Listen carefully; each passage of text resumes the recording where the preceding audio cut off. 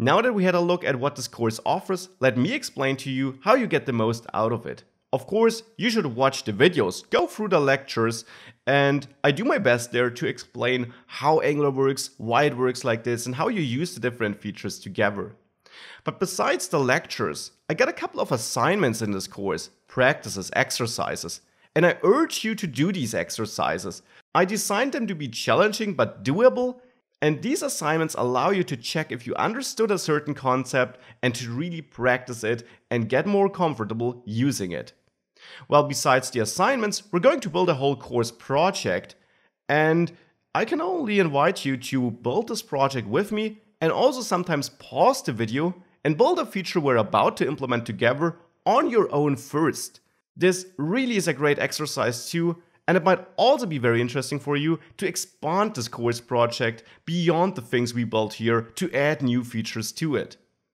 Well, and if you're stuck somewhere or if something is unclear, there is the Q&A section, and I'm very happy to help you there and answer any questions you might have related to this course.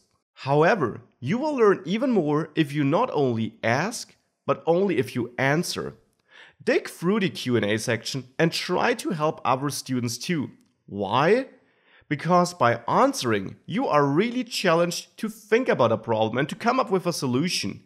And it doesn't really matter if that is then the best possible solution. If there is a better one, someone else is going to correct you, and then you learn again.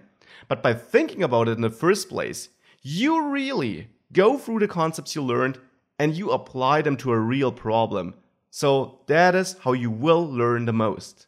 And besides that, how strange it might sound, the official documentation and Google is your friend, especially if you get some strange error messages.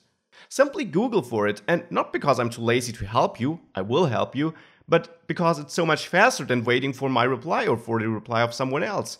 Most of the error messages were encountered by other people before too, so chances are great that you get an answer by simply searching for them. And by following these advices, you should learn a lot about Angular in this course.